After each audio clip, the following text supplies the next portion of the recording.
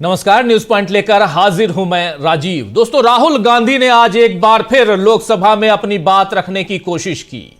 उन्होंने कल की ही बात को आगे बढ़ाना चाहा और चीन का मुद्दा उठाया। राहुल गांधी ने आसंदी से कहा कि मुझे इस मुद्दे पर बोलने दिया जाना चाहिए। मैंने राष्ट्रीय सुरक्षा का मुद्दा उठाया है, मुझे बोलने क्यों नहीं दिया जा रहा। लेकिन सत्ता पक्ष की टोका टाकी के बीच राहुल गांधी को फिर से बोलने से रोका गया। आइए जरा देखिए नजारा क्या था। यहां राहुल गांधी खड़े होते हैं, क्या कुछ चल रहा है देखिए, सुनिए।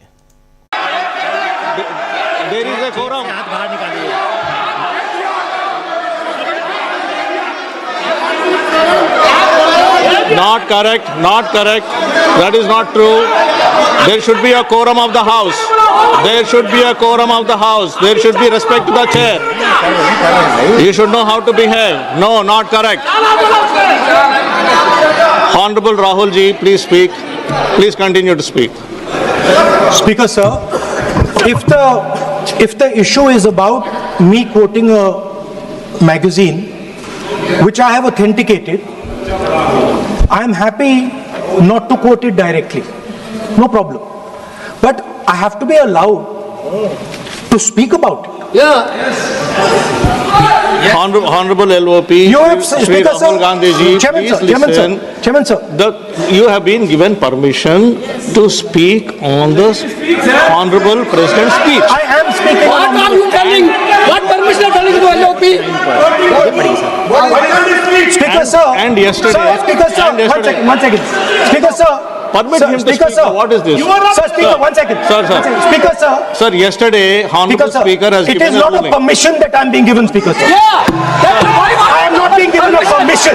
What is the permission? I am the leader of opposition of this country. You are not giving me permission. He is the leader. It is my Under right. Rule 349, under Rule 349, no. Honorable Speaker has given a ruling under Rule 349. Under Rule 349, Honorable Speaker has already given a ruling. And if you don't want LOP sir to speak, I'll have to give opportunity to others to speak. If you don't want LOP to speak, I will have to give opportunity to others to speak. No, please listen. I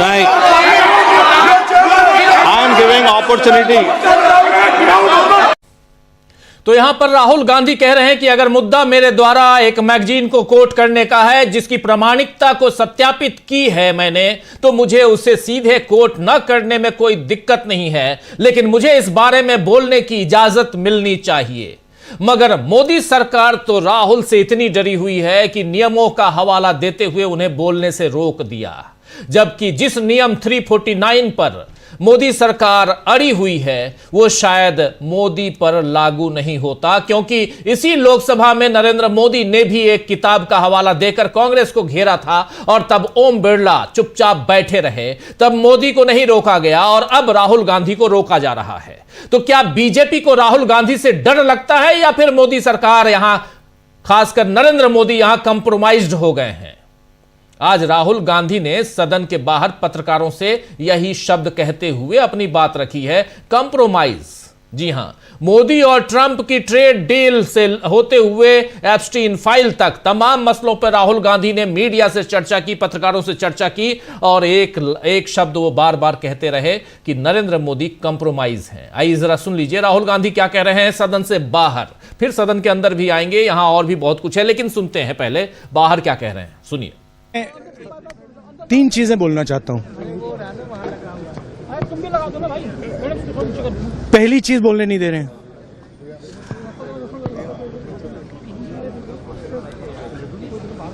Modi ji घबराए हुए हैं। आपने देखा जो trade deal 4 महीने से रुकी हुई थी 4 महीने से कुछ बदला नहीं। किसी न किसी कारण, जो मैं जानता हूं नरेंद्र मोदी जानते हैं, नरेंद्र मोदी जी ने कल शाम उस डील को साइन कर दिया। नरेंद्र मोदी जी पर प्रेशर है, भयंकर प्रेशर है। और नरेंद्र मोदी जी का जो इमेज का गुब्बारा है, जो हजारों करोड़ रुपए लेकर बनाया गया था, वो फूट सकता है। इशू ये नारावाने की स्टेटमेंट नहीं है,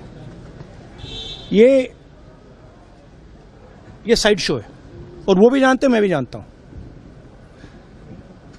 मेन बात यह है कि हमारे प्रधानमंत्री को कॉम्प्रोमाइज कर दिया गया है। किसने किया है, कैसे किया है, यह हिंदुस्तान की जनता को सोचना है। मगर इतिहास में पहली बार हिस्ट्री में एलओपी को प्रेसिडेंशियल एड्रेस में नहीं बोलने दिया है। बाहर बोल दीजिए, जो अंदर नहीं कहा दिया जा रहा है बाहर। वो तो ऑटोमेटिकली होगा जी। बट ये आप समझिए, और हिंदुस्तान के जो किसान हैं, आप सब समझिए कि इस ट्रेड डील में आपकी मेहनत को, आपके खून पसीने को नरेंद्र मोदी जी ने बेच दिया है। और वो इसलिए बेचा है क्योंकि कॉम्प्रोमाइज्ड है। सिर्फ आपको नहीं बेचा है, देश को बेचा है। इसलिए मुझे वहां नहीं बोलने देना है। नरेंद्र मोदी जी डरे हुए हैं, क्योंकि जिन लोगों ने उनकी इमेज बनाई है, वो अब उस इमेज को फोड़ने लगे हैं। धन्यवाद। प्रेशर है सर पीएम पे, जो आप कह रहे हैं कि प्रेशर क्या है और क्या दबाव है पीएम के ऊपर जो आपको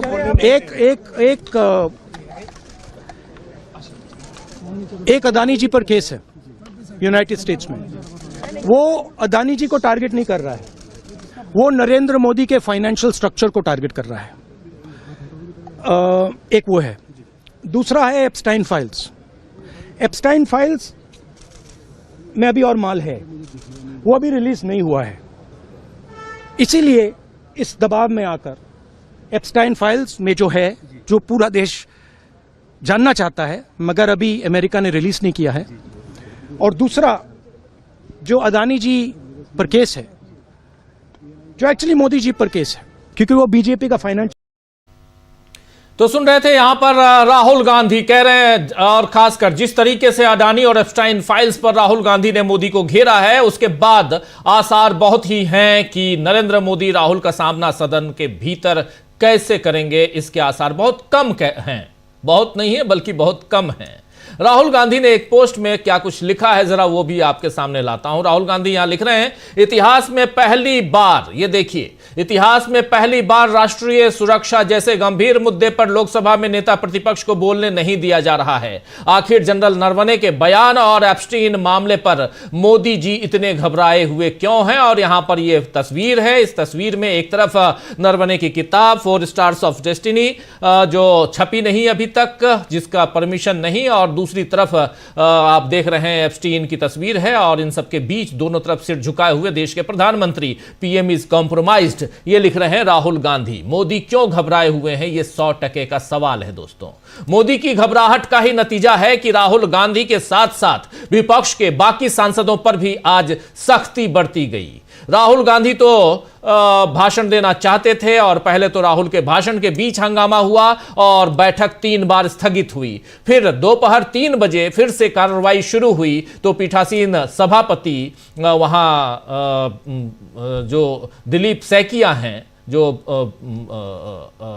आसन से उन्होंने अपनी बातें रखना शुरू की, और उन्होंने कहा कि राहुल गांधी आप बोलिए, लेकिन चीन के मसले पे मत बोलिए। उसके बाद कांग्रेस के सदस्यों को यहां अमरिंदर सिंह राजा वड़िग, फिर गुरदीप सिंह औजला, हीबी ईडन, फिर डीन करियाकोस, प्रशांत पडोले और किरण कुमार रेड्डी, मणिकम टैगोर के साथ साथ माकपा सांसद एस वेंकटेशन को निलंबित कर दिया गया। यहां से ये देखिए इन 8 सांसदों को, जिनमें से 7 कांग्रेस पार्टी के और 1 माकपा के सांसद एस वेंकटेशन, इन सबको निलंबित कर दिया गया।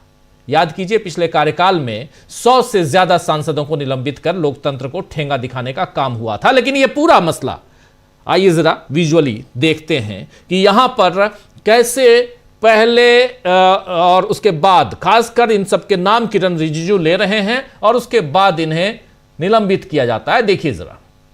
अरविंद सिंह जी वारिस, अमरिंदर सिंह जी, आगे पढ़ते चलिए सर, पढ़ते चलिए। श्री गुरदीप सिंह ओजोला, हिबी ईडन, आप सुनिए सही, दीन कुरियाकोस जी, प्रशांत परोले जी, किरण कुमार रेड्डी जी, एस वेंकटरमन जी, मणिकम टैगोर जी, ये सभी माननीय सदस्य सभापटल पर नारेबाजी और पेपर फाड़ कर फेंक रहे थे, इसलिए मैं इन सब को नेमिंग कर रहा हूँ। श्री किरण रिजिजू जी, I beg to move that this House please be seated. serious note of the misconduct of Sri Manikam Tagore, Sri Amrinder Singh Raja Waring, Sri Gurjit Singh Aulia, Sri Hebi Eden Prashant Padole, Sri Dean Karyakos, S. Venkatesh and Kiran Reddy in utter disregard to the House and the authority of the chair through reaching to the table of Secretary General and other officers in the well of the House and throwing papers on the chair and having been named by the chair, resolved that the above mentioned members may be suspended from the services of the House for the remainder of the session under Rule 3742. प्रश्न यह है कि श्री किरण रिजिजू द्वारा प्रस्तुत प्रस्ताव को स्वीकृत किया जाए। जो सदस्य प्रस्ताव के पक्ष में है वो हाँ कहे, जो सदस्य प्रस्ताव के विपक्ष में वो ना कहे। मेरे विचार में निर्णय हाँ वालों के पक्ष में हुआ, हाँ वालों के पक्ष में हुआ, प्रस्ताव स्वीकृत हुआ। तो यहां प्रस्ताव स्वीकृत किया गया और 8 सांसदों को निलंबित कर दिया गया।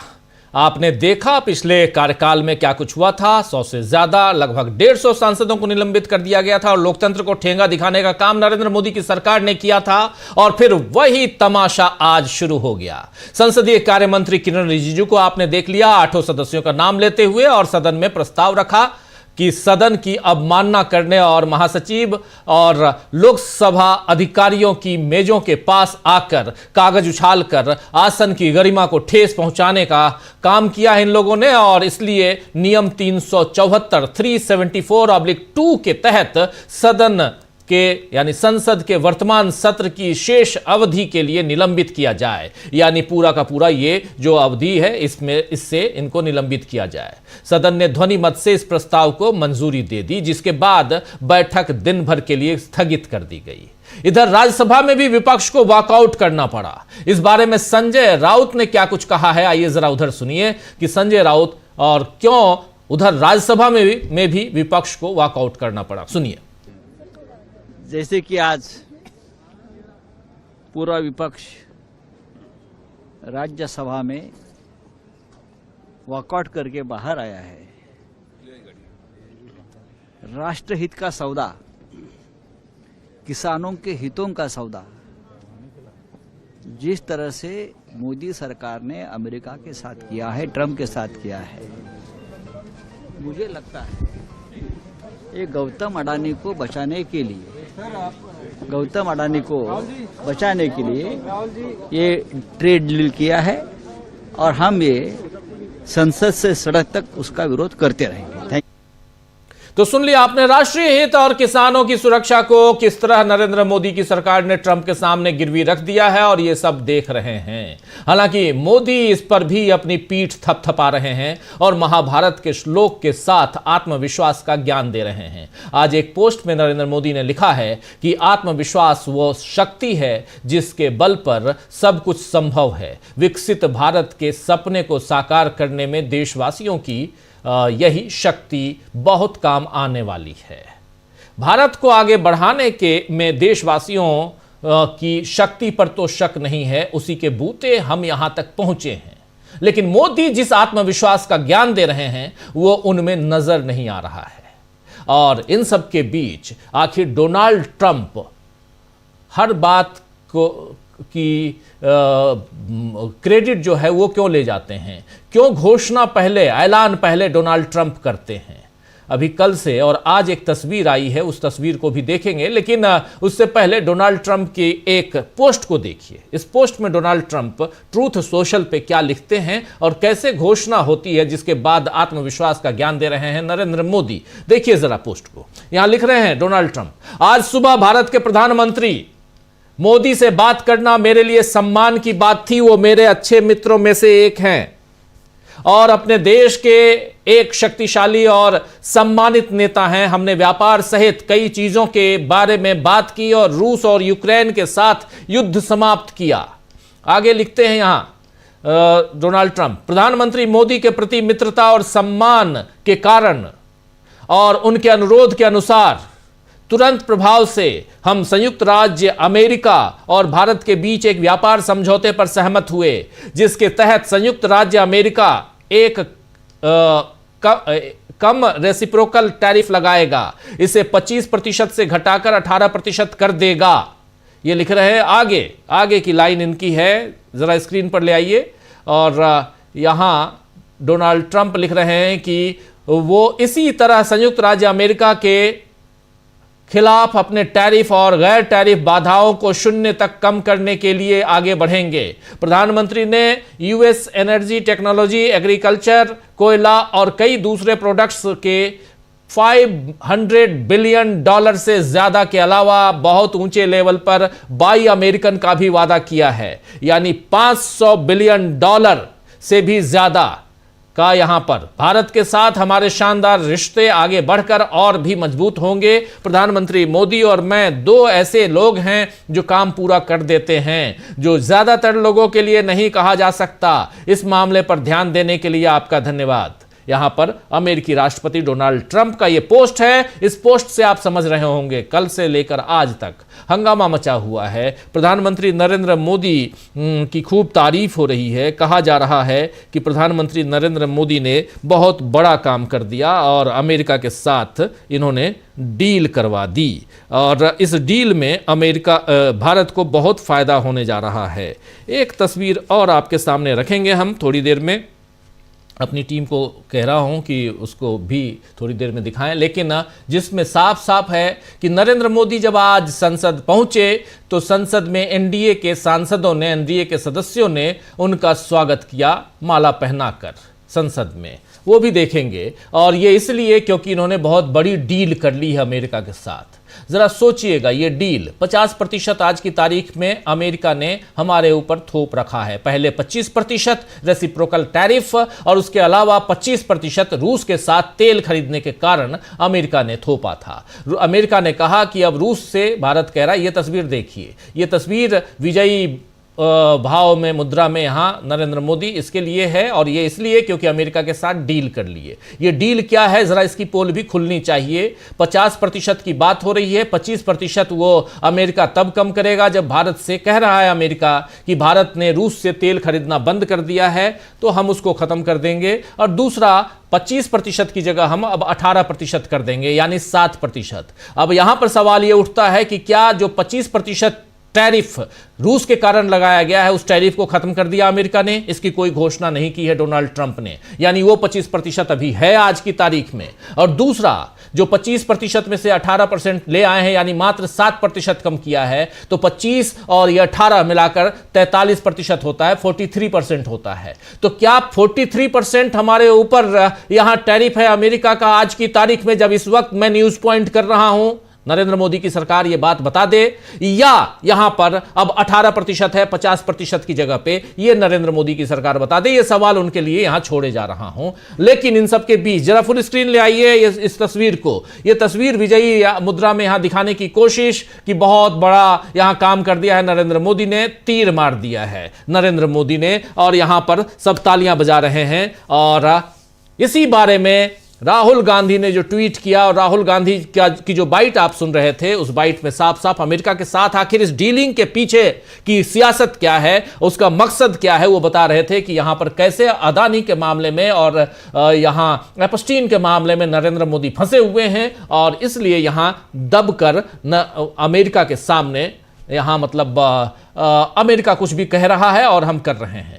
$200 बिलियन का व्यापार है, लेकिन 500 बिलियन पूरी दुनिया के साथ, लेकिन 500 बिलियन की बात यहां अमेरिका के प्रेसिडेंट कह रहे हैं और कह रहे हैं यह भी कि भारत से अमेरिका जो खरीदेगा वो 0% टैरिफ कर देगा भारत, और हम आज की तारीख में 43% 43% पे खरीदेंगे। वाह ट्रंप जी, वाह और वाह अमेरिका, और वाह हमारे प्रधानमंत्री जी, आपके लिए तालियां। और क्या कहा जा सकता है। लेकिन इन सबके बीच इधर राहुल गांधी जो बात कह रहे हैं वो बहुत महत्वपूर्ण है। राहुल गांधी ने अभी एक चिट्ठी लिख डाली, चिट्ठी लिखी है राहुल गांधी ने ओम बिरला को, और उस चिट्ठी में भी वही बात कमोबेश कह रहे हैं जो बात वो अपनी बाइट में बाहर मीडिया के सामने अंदर आसंदी पर बैठे चाहे ओम बिरला हो या बाकी इनके सामने ये चिट्ठी है। लेकिन चिट्ठी में का हिंदी रूपांतरण पूरा नहीं, लेकिन आखिरी स्टैंजा हम आपके सामने लाना चाहते हैं। चिट्ठी का जो हिंदी का रूपांतरण है ये देखिए। आज मुझे लोकसभा में बोलने से रोकना है, ये एक्चुअली लोकसभा अध्यक्ष के नाम चिट्ठी लिखी है उन्होंने चिट्ठी, और उस चिट्ठी में जो आखिरी स्टैंजा है वो आपके सामने रख रहा हूं कि आज मुझे लोकसभा में बोलने से रोकना न सिर्फ इस परंपरा का उल्लंघन है, बल्कि इससे यह गंभीर चिंता भी पैदा होती है कि विपक्ष के नेता के तौर पर मुझे राष्ट्रीय सुरक्षा के मामलों पर बोलने से रोकने की जानबूझकर कोशिश की जा रही है। इसके आगे चिट्ठी में क्या कुछ लिखते हैं देखिए। यह दोहराना जरूरी है कि राष्ट्रीय सुरक्षा राष्ट्रपति के अभिभाषण का एक अहम हिस्सा था जिस पर संसद में चर्चा होनी चाहिए। इस बुनियादी लोकतांत्रिक अधिकारों से इनकार करने से एक अभूतपूर्व स्थिति पैदा हो गई है। यह बुनियादी अधिकार है मेरा और इससे आप इनकार कर रहे हैं। संसदीय इतिहास में पहली बार सरकार के कहने पर स्पीकर को विपक्ष के नेता को राष्ट्रपति के अभिभाषण पर बोलने से रोकना पड़ा है। यह हमारे लोकतंत्र पर एक धब्बा है जिसके खिलाफ मैं अपना कड़ा विरोध दर्ज कराता हूं। यह बात राहुल गांधी ने चिट्ठी में लिखी है कि यह संसदीय लोकतंत्र पर, हमारे लोकतंत्र पर एक धब्बा है जिसके खिलाफ मैं अपना कड़ा विरोध दर्ज कराता हूं। इन्होंने आधिकारिक रूप से एक चिट्ठी लिख दी है। तो आइए दोस्तों आज इसी पर चर्चा करेंगे कि क्या मोदी में इतना भी आत्मविश्वास नहीं है कि वो एक मैगजीन में लिखी गई बातों को संसद के भीतर सुन सकें। क्या राहुल गांधी के सवालों से उन्हें इतना डर लगता है कि वो नेता प्रतिपक्ष को बोलने ही नहीं दे रहे हैं या बोलने ही नहीं देते हैं, क्योंकि जब जब राहुल गांधी कुछ ऐसी बातें करते हैं राहुल गांधी को बोलने से रोका जाता है, उनको टोका टाकी उनके साथ होती है, माइक को ऑफ कर दिया जाता है। आखिर इस संसद में या संसद के बाहर या ये सरकार आखिर कर क्या रही है? चर्चा की शुरुआत करते हैं इन्हीं तमाम सवालों के साथ कि आखिर राहुल गांधी के सामने, राहुल गांधी के आगे क्यों घुटने पर है मोदी सरकार। हमारे साथ कुछ वरिष्ठ साथी जुड़े हुए हैं, उनसे पहले आपका परिचय करवाता हूं, आगे बढ़ते हैं। 4 वरिष्ठ साथी हमारे साथ जुड़े हुए हैं। प्रोफेसर रविकांत जी हैं हमारे साथ। रविकांत जी आपका स्वागत करता हूं इस कार्यक्रम में। हमारे साथ पंकज चतुर्वेदी जी हैं। पंकज जी आपका भी स्वागत है। हमारे साथ शकील अख्तर जी हैं। शकील जी आपका भी स्वागत करता हूं। आप आंखों देखी बताएंगे अभी संसद में क्या कुछ हुआ, और फिर अमलेंदु उपाध्याय जी आपके पास आता हूं, आपसे भी बहुत कुछ जानेंगे। आपका भी स्वागत है। स्वागत आप तमाम दोस्त साथी शुभचिंतक आप सबका, जो अब तक जुड़ चुके हैं उनका भी, जो जुड़ने वाले हैं उनका भी। लेकिन सबसे पहले एक कमेंट, अब तो कांग्रेस लीडर हो गए हैं हमारे साथी प्रोफेसर रविकांत जी, लेकिन मैं आपको एक निष्पक्ष स्वतंत्र विचारक के रूप में, पॉलिटिकल एनालिस्ट के रूप में ही जानता हूं और वही मानता भी हूं। और उसी आधार पे मैं किसी कांग्रेस के पक्ष के हिसाब से यहां आपसे बात नहीं करने जा रहा हूं, एक स्वतंत्र विश्लेषक के रूप में आपसे बात करने जा रहा हूं, भले आपकी पदवी जो भी रहे। जरा मैं आपसे समझना चाहता हूं प्रोफेसर साहब कि जो कुछ हो रहा है सदन के अंदर और जो कुछ राहुल गांधी सदन के बाहर कह रहे हैं, इसमें इस आधार पर आज की तारीख में सरकार कहां दिखाई देती है, नरेंद्र मोदी की सरकार, और आखिर हमारे देश की जो संसदीय परंपरा है वो किस दिशा में जाते हुए आप देख रहे हैं? बहुत शुक्रिया राजीव जी। देखिए, ये भी हमारे संसदीय लोकतंत्र के इतिहास में पहले कभी नहीं। मोदी जी इस मामले में वर्ल्ड रिकॉर्ड बना रहे हैं लगातार। कि जो भारत के संसदीय परंपराओं में नहीं हुआ, जो लोकतांत्रिक मूल्य थे उनको किस तरीके से उन्होंने स्वाहा किया, और सबसे बढ़कर राष्ट्रीय हितों को ताक पर रख करके आप जो कर रहे हैं और करते आ रहे हैं। राहुल गांधी जी ने कल जो सवाल उठाया था और जिस मैगजीन का हवाला देके जो वो सवाल पूछ रहे थे, क्या वो देश के लोगों को जानने का अधिकार नहीं है? क्या देश के लिए और राष्ट्रीय सुरक्षा के लिए वो बुनियादी सवाल नहीं है कि एक प्रधानमंत्री, और इतना डरपोक प्रधानमंत्री जो अपने आप को 56 इंच का सीना और न जाने क्या क्या बताते थे, वो चाइना के सामने कैसे घुटने टेक देते हैं और छोड़ देते हैं हमारे आर्मी चीफ को बिल्कुल आखिरी वक्त में कि अब आप जो चाहे वो करें। माने ये फैसला सरकार नहीं कर रही, सरकार अपनी जिम्मेदारी से भाग रही है। क्या ये जानने का अधिकार इस देश के लोगों का नहीं है? और ये वो सरकार है जो छद्म राष्ट्रवाद का चोला ओढ़ करके देशभक्ति के प्रमाण पत्र हम जैसे आप जैसे तमाम लोगों को, अब राहुल गांधी के ऊपर तो 36 मुकदमे इन्होंने करा ही रखे हैं। विपक्ष के किसी भी सांसद, विधायक, नेता को इन्होंने छोड़ा नहीं है। जो बोलता हो, जो सवाल खड़े करता हो कि उसकी जबान को ये खुला छोड़ दे, तो राहुल गांधी जी को कैसे कर सकते हैं? इनकी हिम्मत नहीं है उस सच को बाहर आने देने की। और एक बात मैं और कह दूं राजीव जी, कि ये जो सच है, जो हमारे देश के पूर्व सेनाध्यक्ष ने अपनी किताब में लिखा, जो गलवान घाटी का सच, जो डोकलाम का सच, अगर ये देश के लोगों तक पहुंच जाए तो ये सरकार बचेगी नहीं। डर इस बात का है। नरेंद्र मोदी डरे हुए इसीलिए है कि ये सरकार नहीं बचेगी, और इसीलिए बोलने से रोक देना, और कल भी किया, आज भी किया, संसदीय परंपराओं को ताक पर रख करके। और ये दिखाता है कि नरेंद्र मोदी को न तो कभी देश की चिंता है, न देश के लोगों की चिंता है, न देश की जो सीमाएं हैं उनकी चिंता है। नरेंद्र मोदी को सिर्फ और सिर्फ चिंता है अपनी कुर्सी की, उसके लिए और अपने दोस्तों के लिए। अडानी साहब फंसे, आज राहुल जी ने स्पष्ट तौर पर कहा कि कंप्रोमाइज्ड आप हैं, और किन मुद्दों पर। एक तो एपस्टीन की फाइल में अभी बहुत कुछ है जो निकल के आना है, नाम तो 2 बार आ चुका है नरेंद्र मोदी का, अभी कुछ और बाकी है जिसको आना है, और वो अगर देश के लोग देखेंगे तो क्या हाल होगा आप समझिएगा। ये जो हजारों करोड़ों रुपए लगा करके जो छवि बनाई गई है, उसका गुब्बारा वैसे भी कई बार फट चुका है, लेकिन गोदी मीडिया से लेकर के और तमाम आईटी सेल तक जो हर बार उसको सीते रहते हैं, इस बार अगर पोल पट्टी खुलती है तो किसी तरीके से बच नहीं पाएगा ये मामला।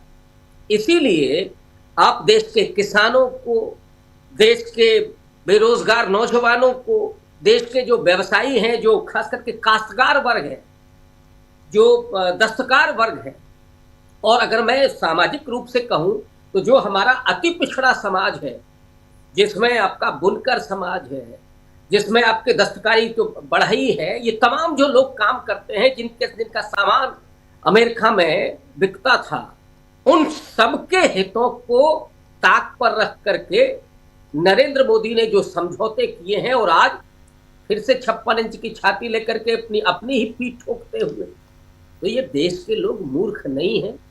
इस बात को वो समझते तो होंगे ही, मुझे लगता है, इसीलिए चुनाव आयोग के जरिए सारा खेल रच रहे हैं।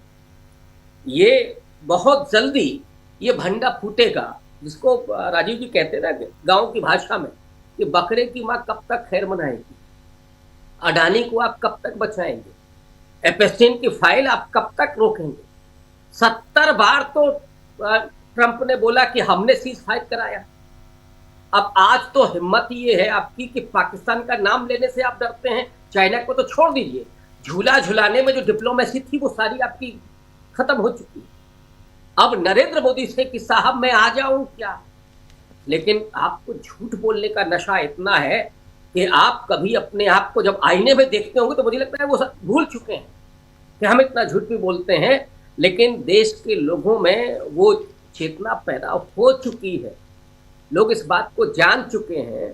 लेकिन अभी आपके पास सारी संवैधानिक संस्थाएं हैं, चुनाव आयोग आपके जेब में है, गोदी मीडिया लगातार आपकी चरण वंदना कर ही रहा है, तो चिंता किस बात की है। लेकिन एक समय के बाद, हालांकि तब तक इस देश का बहुत नुकसान हो चुका होगा, एक समय के बाद वो चीजें सामने आएंगी ही।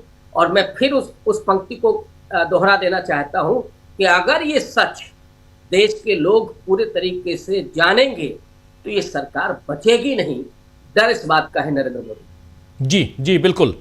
रविकांत जी बहुत शुक्रिया। और प्रशांत जी भी हमारे साथ जुड़ गए हैं। प्रशांत जी आपका भी स्वागत है। और शकील जी, क्या कुछ हुआ जरा आंखों देखी, आपसे बेहतर कौन बताएगा, आप वहीं थे। और 8 सांसद निलंबित हो जाते हैं, राहुल गांधी को बोलने नहीं दिया जाता है। सुनने में ये आया कि मीटिंग्स भी चल रही थी उधर सत्ता पक्ष के साथ, कुछ वरिष्ठ मंत्रियों के साथ ओम बिरला की मीटिंग चल रही थी। क्या कुछ हो रहा था आज और आगे क्या होने जा रहा है? शकील जी। राजीव जी, अभी हाल ही ये लेटर जो है लीडर अपोजिशन ने, राहुल गांधी ने ओम बिरला को भेजा है जी, जिसमें उन्होंने कहा है कि इतिहास में पहली बार राष्ट्रपति के अभिभाषण पर नेता प्रतिपक्ष को बोलने नहीं दिया गया। इससे ज्यादा गंभीर, आश्चर्यजनक और दुखद बात कोई हो नहीं सकती। सरकार में नेता प्रतिपक्ष का वही स्थान होता है जो सत्ता पक्ष के नेता का, यानी कि प्रधानमंत्री का होता है। और यह बात कल से आज तक स्पीकर की तरफ से और चेयर की तरफ से कई बार कही भी गई, लेकिन राहुल ने प्रधानमंत्री का नाम लिया और उन्हें टोकना शुरू हो गया। नरवाने का नाम, कारवान का नाम, किताब का नाम तो छोड़िए, आप प्रधानमंत्री का नाम ही नहीं लेने दे रहे थे। आज सुबह से यही हुआ। सबसे पहले तो ट्रेड डील के ऊपर विपक्ष ने अपने जो प्रस्ताव थे काम रोको, उन पर चर्चा कराने की मांग करी। स्पीकर तैयार नहीं हुए, स्थगित हुई लोकसभा। उसके बाद 2 बजे राहुल को बोलने का मौका मिला और राहुल जैसे ही खड़े हुए, उस सबसे पहले उन्होंने कहा कि मैं ऑथेंटिकेट कर रहा हूं। ऑथेंटिकेट कर दिया उन्होंने। मैगजीन की प्रति, जो मैगजीन की जो कॉपी है, वो लिख के अपने साइन के साथ उन्होंने सदन की टेबल पे रख दी। उसके बाद उन्होंने बोलना शुरू किया। पहला उनका शब्द था कि प्रधानमंत्री जी, और शोर शुरू।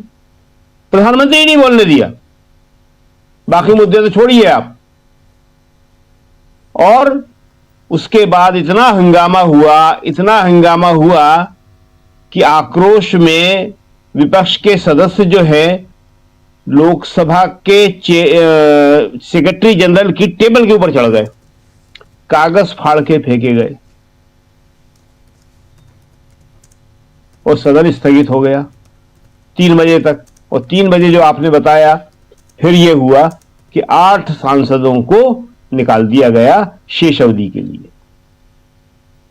आप राहुल को बोलने नहीं दे रहे, लीडर अपोजिशन को बोलने नहीं दे रहे, और उनके बोलने की अगर कोई मांग कर रहा है तो उन्हें आप निष्कासित कर देते हैं। तो उसके बाद तो यह हुआ फिर कि चेयर के ऊपर भी कागज फेंके गए। लेकिन इसका एक सीन और है बड़ा खास, कि जितना आक्रोशित विपक्ष था, सत्ता पक्ष की तरफ से आगे बैठे हुए कुछ मंत्री और कुछ सदस्य तो बोल रहे थे, लेकिन पीछे से जिस तरह पहले हंगामा होता था, शोर होता था, सत्ता पक्ष का विरोध होता था, वो नहीं हो रहा। राहुल ने यही बात कही है बाहर आके कि मैं जानता हूं और मोदी जी जानते हैं। और इसकी भनक जो है सत्ता पक्ष के सांसदों को भी है कि हो क्या रहा है, ये आखिर ये चल क्या रहा है, किसकी कीमत पे हमारे प्रधानमंत्री कंप्रोमाइज्ड हो गए हैं।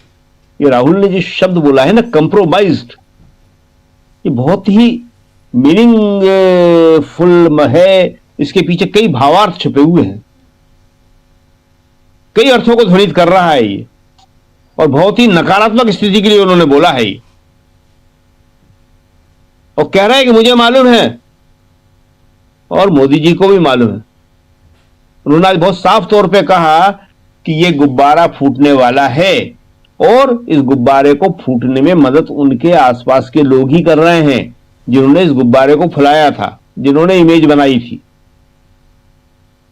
उसी का जो असर है वो सत्ता पक्ष की बेंचों पे दिख रहा था, और विपक्ष सबसे आगे बैठे हुए थे। राजनाथ सिंह ट्रेजरी बेंच में सबसे पहले अकेले ही वही बैठे हुए थे वहां पे, और कोई मंत्री तो आया नहीं था, बड़ा मंत्री। कल तो प्रधानमंत्री आए थे, अमित शाह आए थे, आज तो कोई नहीं था। तो राजनाथ सिंह के सामने जाके मानिकचंद टेगोर बिल्कुल खड़े होके नारे लगाने लगे, और ये सब बता रहा था कि विपक्ष आक्रोश में है, विपक्ष डर नहीं रहा, और सत्ता पक्ष जो है वो अब उस तरह से साथ नहीं दे रहा है। आज जिस तरह से उन्होंने पूरे एनडीए के सांसदों को बुला लिया और उनसे हार फूल पहन लिए, इससे कोई अच्छा मैसेज नहीं गया है। जो आपने अभी ट्रंप का ट्वीट दिखाया वो सबने पढ़ लिया था जी, उसके पीछे छुपे अर्थ भी सबने पढ़ लिए थे। देश का एग्रीकल्चर तबाह हो जाएगा, वहां से बिना टैरिफ के जो कृषि उत्पाद आएंगे यहां पे, भारत का किसान बर्बाद हो जाएगा। अभी जो जीडीपी चल रही है और जो एग्रीकल्चर की दम पे इतनी बड़ी हुई है वो खत्म हो जाएगी सारी की सारी। उधर चीन का दबाव है डेयरी उत्पादनों को पहुंचाने का, चीन अपने डेयरी प्रोडक्ट पहुंचाने वाला है, उसको भी मना नहीं कर पाएंगे ये, कुछ शायद शुरुआत भी हो गई है उसकी। और राहुल ने आज जो सबसे खास बात कही, एप्स्टाइन फाइल की पहली बार बोला उन्होंने, अभी तक नहीं बोला था जी, ये उनके मुंह से पहली बार शब्द निकला। और कहा क्या उन्होंने कि अभी बहुत माल है। राहुल को सारी खबरें मिल रही हैं कि माल है, और उस माल में है क्या क्या निकलने वाला है, और इसीलिए प्रधानमंत्री घबराए हुए हैं। स्थिति यह होगी कि प्रधानमंत्री का साथ देने के लिए सत्ता पक्ष में से कौन कौन खड़ा होगा। बड़ी मुश्किल में फंसे हुए हैं प्रधानमंत्री खुद व्यक्तिगत रूप से। बीजेपी फंसी है या नहीं, सरकार फंसी है या नहीं, ये सब अलग बात है, लेकिन प्रधानमंत्री सुरक्षित स्थिति में नहीं है आज जी। तो संसद में इस लोकसभा में यह रहा, राज्यसभा में वॉकआउट करना पड़ा, राज्यसभा में भी बहुत गहमा गहमी रही, और उसके बाद जब निकाल दिया जी, राज्यसभा पे आएंगे, सेकंड राउंड में आते हैं शकील जी। और अभी संसद खासकर लोकसभा में राहुल गांधी, और जरा आपसे ये भी समझना चाहता हूं कि जिन 8 सांसदों को निलंबित किया गया और पूरे इस सत्र से निलंबित किया गया है, क्या हम शकील जी यहां ये उम्मीद करेंगे कि ये वापस आएंगे? और एक बात यहां पे और भी आपसे थोड़ा, अभी आप हालांकि बता चुके हैं थोड़ा और, कि जब राहुल गांधी के बाद राहुल गांधी को बोलने नहीं दिया गया, या यहां आसंदी से ये कहा गया कि ठीक है आप नहीं बोल रहे हैं तो अब मैं समाजवादी पार्टी के सांसद को बुलाता हूं, समाजवादी के सांसद को बुलाए, वो उन्होंने मना कर दिया, फिर बुलाया गया सपा की माफी चाहूंगा टीएमसी की सांसद शताब्दी राय को, उन्होंने मना कर दिया, और डीएमके के सांसद को बुलाया गया, वो भी मना कर दिए। इसके बाद ये एक यूनिटी दिखाई दी कि राहुल गांधी, और कल आपने ही बताया था कि अखिलेश यादव ने कैसे यहां कह दिया कि नहीं पहले नेता प्रतिपक्ष बोलें, यहां बाहर और अंदर कितनी यूनिटी दिखाई दे रही है इंडिया गठबंधन में, ये बताइए। और क्या इसकी चर्चा बाहर भी है, संसद के अंदर से जब बाहर निकलते हैं वहां क्या कुछ है? कि राहुल का लोग साथ दे रहे हैं, जब बोला तो कोई भी विपक्ष का सांसद बोलने के लिए खड़ा नहीं हुआ, और आखिरी में तेलुगु देशम पार्टी के सांसद को उन्होंने बुलाया, उन्होंने बोलना शुरू किया। उसी के बाद जो है सारा का सारा हंगामा हुआ। जब 8 सांसदों को निकाल दिया, उसके बाद ये लोग सारे के सारे राहुल गांधी के साथ बाहर आए मकर द्वार से, और वहां इन्होंने नारे लगाए। तो सब जगह यही बात है कि आखिर नेता प्रतिपक्ष को आप बोलने क्यों नहीं दे रहे हैं। कभी ऐसा नहीं हुआ आज तक कि नेता प्रतिपक्ष को बोलने से रोका गया हो, और नेता प्रतिपक्ष से कहा था कि आप ऑथेंटिकेट कर दीजिए, उन्होंने ऑथेंटिकेट कर दिया।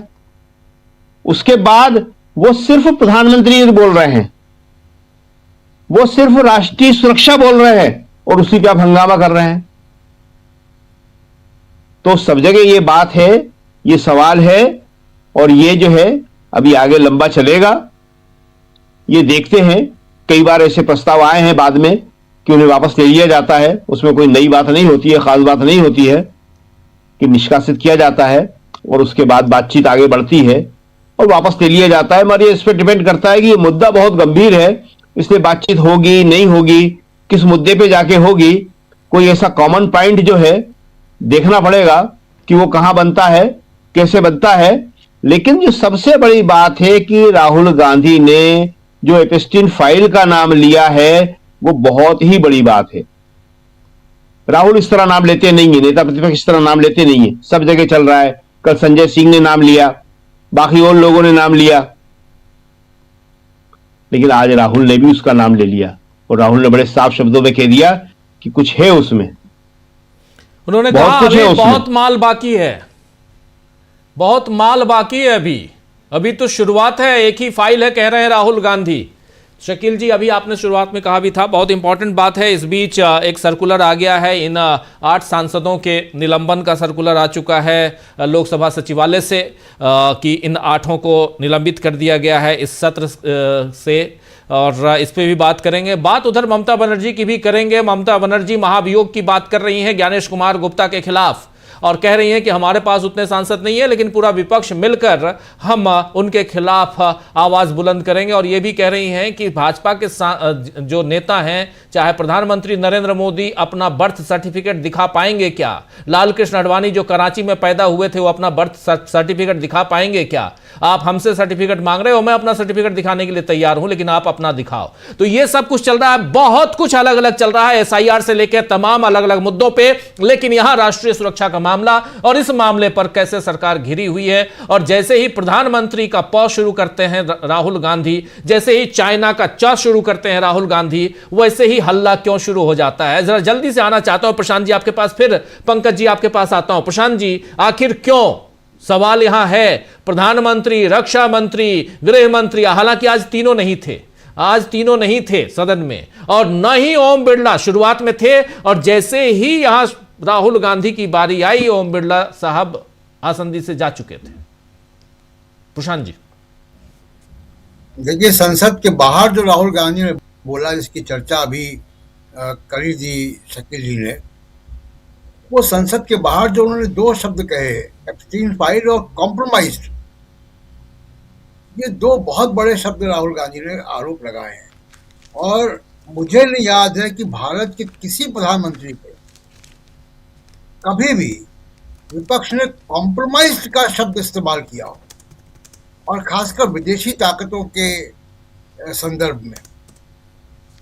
तो ये एक बड़ा डेवलपमेंट है, और चिंताजनक डेवलपमेंट है भारत के लिए, भारत की संप्रभुता के लिए, कि भारत के प्रधानमंत्री पर किसी विदेशी ताकत से, अमेरिका से कॉम्प्रोमाइज होने के आरोप लग रहे हैं।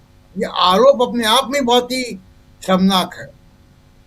अब ये जब ट्रंप ने एक तरफा सीज फायर उसने एक तरफा ऐलान किया था, वैसे ही उन्होंने टैरिफ का भी एक तरफा ऐलान कर दिया, और उसमें 2-3 बातें बड़ी महत्वपूर्ण हैं। एक एग्रीकल्चर की बात है कि एग्रीकल्चर के दरवाजे खुलेंगे। दूसरा, वो कह रहा है कि ट्रंप ये कह रहा है अब रूस से तेल नहीं खरीदेगा। ट्रंप कैसे कर रहे हैं? ये फैसला तो भारत के प्रधानमंत्री को करना है कि वो तेल खरीदे। और दूसरा एक डेवलपमेंट जो 3 फाइल चल रही है, और 2 दिन पहले अडानी जी ने अमेरिका की कोर्ट में ये बयान दिया है कि हम सम्मन रिसीव करने को तैयार हैं। ये बड़ा डेवलपमेंट हुआ है और ये पहले भारत सरकार के थ्रू अमेरिका का जस्टिस डिपार्टमेंट अडानी को सम्मान देना चाहता था घूस वाले मामले पे, और उसके बाद वो नहीं हो पाया। उन्होंने कोर्ट में अर्जी दी, कोर्ट में सीधे उनको सम्मान देने की बात कही, तो जैसे ये हुआ तो अडानी जी ने खुद वहां जाके कह दिया कि हम सम्मान रिसीव करने को तैयार हैं। ये 2 दिन पहले हुआ है, यानी 2 दिन पहले 3 दिन पहले एप्स्टीन फाइल्स आई हैं, जिसमें अनिल अंबानी का नाम आ रहा है, जिसमें हरदीप पुरी का नाम आ रहा है, मोदी जी का नाम आ रहा है, और अडानी ने सम्मान रिसीव करने को राजी किया। और फिर हम देखते हैं कि डोनाल्ड ट्रंप एक तरफा ट्रेड डील अनाउंस कर देता है। आपको बता दूं राजीव जी कि मुझे ये बताया गया बहुत जगह पे, जो राजनीतिक ब्यूरोक्रेटिक हलकों में इस बात की चर्चा है, ये जो ट्रंप ने कल अनाउंस किया है रात में, ये तो 6 महीने पहले की स्थिति है। 6 महीने पहले से इसी पे नेगोशिएशन हो रहा था कि हम एग्रीकल्चर नहीं खोलेंगे, हम ये नहीं देंगे, और कल वो ट्रंप ने अनाउंस कर दिया। भारत में जब ट्रेड डेलीगेशन अमेरिका का दिसंबर के महीने में आया था, तो इसी बात पे मामला अटका हुआ था, और अब वो सब कुछ ट्रंप ने कर दिया जिस पे भारत का ऐतराज हुआ करता था। तो ये 6 महीने पुराना जो स्थिति थी वो ट्रंप ने एक तरफा अनाउंस कर दी। तो इसलिए जब राहुल गांधी कहते हैं कि कॉम्प्रोमाइज्ड, और उसके साथ 2 घटनाएं जुड़ती हैं कि अडानी जी सम्मान स्वीकार करते हैं कोर्ट डिपार्टमेंट ऑफ जस्टिस का, और स्वीकार करने की बात करते हैं अपने वकीलों के जरिए, और एप्स्टीन फाइल आती है। तो ये बड़ी चिंताजनक बात है, और कभी भी भारत के इतिहास में भारत के किसी प्रधानमंत्री के ऊपर इस तरीके के आरोप नहीं लगे। बड़े सारे दबाव आते रहे, चंद्रशेखर के समय भी दबाव आते रहे, वाजपेयी जी के समय भी दबाव आते रहे कि भारत में अमेरिकी विमानों को उतरने दिया जाए अफगानिस्तान के लिए, इराक के लिए, और भारत ने मना किया हमेशा। लेकिन कभी भी ये आरोप नहीं लगे कि कॉम्प्रोमाइज्ड हो गए जी। ये बड़ा गंभीर मामला। और दूसरा जो राहुल गांधी ने कहा, जिसकी चर्चा हम लोगों ने कल की थी यहाँ पे इसी न्यूज पॉइंट में, कि नरेंद्र मोदी का जो पूरा इमेज बनी विश्व गुरु की और बड़े ताकतवर प्रधानमंत्री की, डिसाइसिव प्राइम मिनिस्टर की, वो इमेज अब वो गुब्बारा फूट रहा है। और वही बात आज राहुल गांधी ने भी कही है, और उन्हीं के द्वारा फूट रहा है जिन्होंने बनाया इसको। अब इसी में आखिरी बात मैं इसे इतना कह दूं कि वेनेजुएला की ऑयल डील का फायदा किसको होगा? ये मुकेश अंबानी जी, उनकी रिफाइनरी के लिए उन्होंने पहले ही सरकार से पहले उन्होंने अमेरिकी सरकार से डायरेक्ट अप्रोच कर लिया था। ये भी अभूतपूर्व कभी नहीं हुआ भारत में।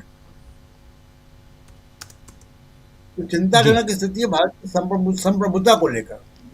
बिल्कुल, भारत की संप्रभुता पर चिंताजनक, इसको लेकर चिंताजनक स्थिति है, क्योंकि भारत क्या करने जाएगा, क्या करेगा, भारत किससे क्या खरीदेगा, भारत कितना टैरिफ अमेरिका पर लगाएगा जब यहां से हम सामान भेजेंगे, ये सब कुछ अमेरिका के राष्ट्रपति अगर तय कर रहे हैं, तो आने वाले समय में धीरे धीरे हमारा देश क्या अमेरिका का कठपुतली बनने जा रहा है, एक बड़ा सवाल है। हमारी संप्रभुता पर यह सवाल है, और इस पर एक बड़ा प्रश्न चिन्ह है, जरा सोचिएगा। लेकिन उससे पहले राहुल गांधी पर लौटना चाहता हूं।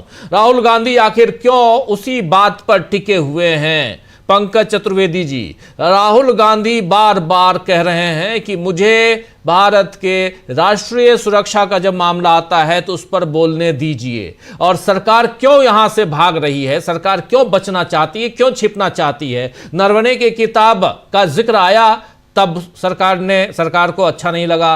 अब राहुल गांधी कह रहे हैं कि मैं नरवणे की किताब का जिक्र ही नहीं कर रहा हूं, मैं उस मैगजीन का जिक्र कर रहा हूं। ऑथेंटिकेट करने के लिए कहा गया था, कल हमने ऑथेंटिकेट कर दिया, अभी बताया शकील जी ने। लेकिन क्यों यहां, कारण क्या हो सकता है, पीछे की राजनीति क्या है, क्यों डर है यहां नरेंद्र मोदी को, और क्यों राहुल गांधी कह रहे हैं कि नरेंद्र मोदी डरे हुए हैं, कॉम्प्रोमाइज्ड हैं? मेरी आवाज स्पष्ट आ रही है क्या? जी जी बिल्कुल, बहुत अच्छी जी। मैं इस बात का जवाब के लिए भारतीय जनता पार्टी के वरिष्ठ नेता और पूर्व राज्यसभा सांसद सुब्रमण्यम स्वामी के उस बयान पर जाना चाहता हूं जिसमें उन्होंने चीन को लेकर नरेंद्र मोदी की संदिग्ध स्थिति के बारे में बार बार चर्चा की है और साफ साफ कहा है कि चीन में के पास ऐसा कुछ है जिसके कारण सब कुछ होने के बाद भी वहां पे लाल आंखें हरी हो जाती हैं। देखिए, आपको, हमारे दर्शकों को इस पूरी घटना को समझना होगा। वास्तव में मसला क्यों इतना महत्वपूर्ण है। नरेंद्र मोदी की एक छवि बनाई गई कि वो राष्ट्रीय सुरक्षा के मामले में, सेना के मामले में, सुरक्षा बलों के मामले में बहुत ज्यादा खतरनाक किस्म के आदमी हैं, पूरी दुनिया में कहीं भी जवाब दे देते हैं। वो सेना को बता देते हैं कि किस तरीके से बादल हैं तो राडार में जहाज नहीं पकड़ा जाएगा, इसी समय हमला कर दो।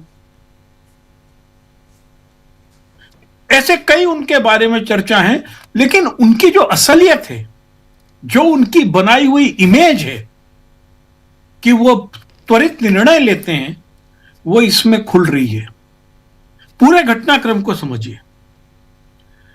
15-16 जून की रात को गलवान में चीन के सैनिकों ने भारतीय सैनिकों पर हमला किया। कब? 15-16 जून 2020। उसमें हमारे 20 शहीद हुए साथी। पिछले 45 साल में LAC पर इतनी बड़ी हमारे सैनिकों की शहादत कभी नहीं हुई थी, और उस परिस्थिति में जब एक भी गोली नहीं चली। यह बात है 15-16 जून की। जाहिर है दोनों तरफ तनाव था। हमारे लोगों ने घोषणा कर दी थी कि हम टिकटॉक पे पाबंदी लगाते हैं और चाइनीज लड़ी पे पाबंदी लगाते हैं। ठीक उसके बाद में जनरल नरवणे जिस घटना की चर्चा कर रहे हैं वो 31 अगस्त 2020 की है। जुलाई, अगस्त, केवल 1.5 महीने के बाद की है।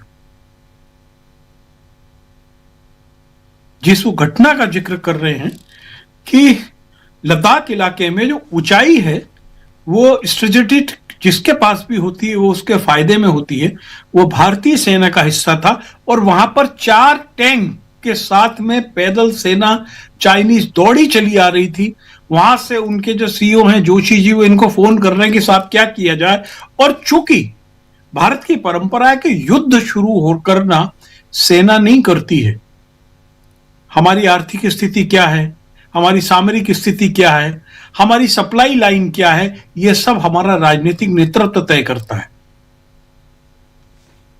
जनरल नरवणे लगातार फोन कर रहे हैं। 3 घंटे बाद बोला कि आपको जो करना हो करो, जिसके लिए वो लिखते कि मेरे हाथ में भुना हुआ आलू दे दिया गया था। भुना हुआ आलू का मतलब यह है कि हाथ में रखोगे तो जल जाओगे, मुंह में रखोगे तो जल जाओगे, नीचे फेंक दोगे तो आप बदनाम होगे। यह जो घटना है यह बहुत साफ साफ बताती है कि चीन को लेकर नरेंद्र मोदी अनिर्णय की स्थिति में थे। चीन को लेकर नरेंद्र मोदी अपनी जिम्मेदारियों से भाग रहे थे। सन 71 के युद्ध का प्रमाण है, प्रधानमंत्री इंदिरा गांधी ने युद्ध का उद्घोष किया था और वो आगे थी, सीमा पे खड़ी हुई थी। ये नहीं बोल दिया था कि तुमको जो करना हो कर लो। ऐसा नहीं होता है।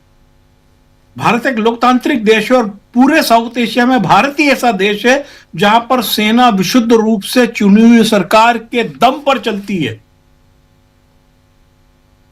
अब आप सोचिए कि खुदा ना खासा युद्ध छिड़ जाता, युद्ध लंबा चलता, मोदी जी कहते हम तो थैला लेके निकल रहे हैं, झोला लेके, क्योंकि युद्ध हमने तो छेड़ा ही नहीं, तो सेना ने किया, हमने तो इनको छूट दे दी थी, जो करना हो करो। इसलिए इस मुद्दे पर संसद में सार्वजनिक होना जरूरी है।